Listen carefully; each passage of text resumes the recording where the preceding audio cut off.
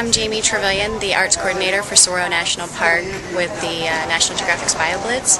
And the project that we worked on was creating a community project for schools and retirement facilities, summer programs, for people to create flags that contained a Sonoran desert, either landscape, animal, plant, amphibian, reptile, that had the scientific name and the common name, the Spanish name, and the Tohono O'odham name, which is the common native people to the Tucson Sonoran Desert.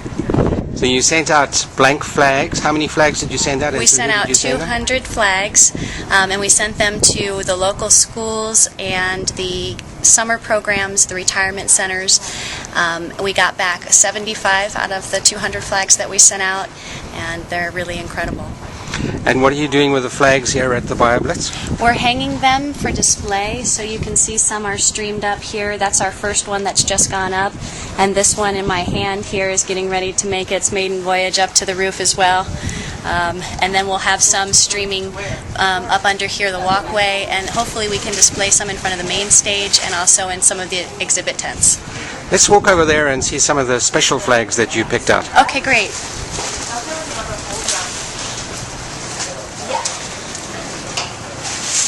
This was done by one of our school classes, and they went really, I think, above and beyond. They painted the entire flag, and they've got different animals, critters, plants. This is a picture of their school group here.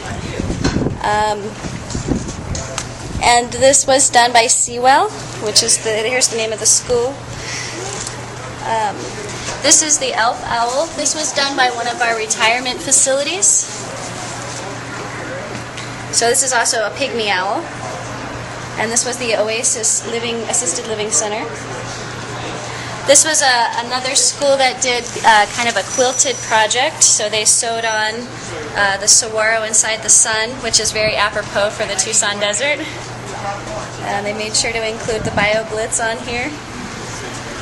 And then this one is one of our camp programs. This was done by our summer school program.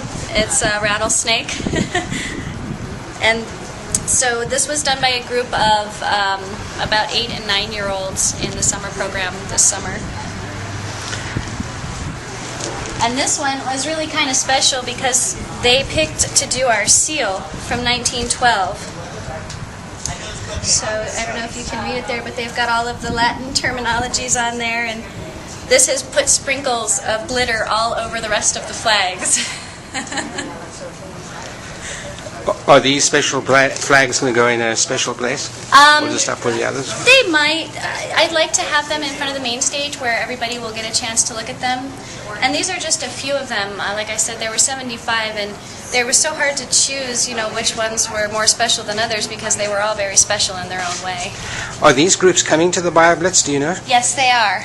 They'll all be out here, the school programs especially. We've invited the elderly folks, the retirement folks, to come out for seniors afternoon. So they're coming out for seniors afternoon to see their flags on display as well. It seems to me that the surrounding communities, the young people and the older people, really have an affinity for the park. Would you say that's true? They visit the park and appreciate it? Yes, and I have to say a big thanks to National Geographic for pulling the two sides of the parks together, because while people in Tucson know about Saguaro National Park, very few residents in Tucson and even outside of Tucson know that there are two separate parks or one park split up by the city of Tucson. So that's really exciting to get that word out to people.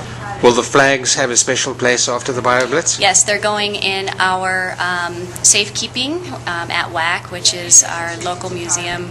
Some of the individuals that made the flags have actually requested them back to display at their school. Oh, cool. I see there's some poetry as well. It seems like this is a place that inspires art and crafts and yes. Well, I mean, it's the desert. It's got a beauty all of its own, but the Tucson community is really involved in not only the arts, but poetry and being involved in community art projects. We've got one that is jaguar art, and it's 130 feet of hand-sewn, all done by different members of the community, different schools, different individuals, that basically it describes the span of space that a jaguar needs, which is from South America all the way to the Sonoran Desert.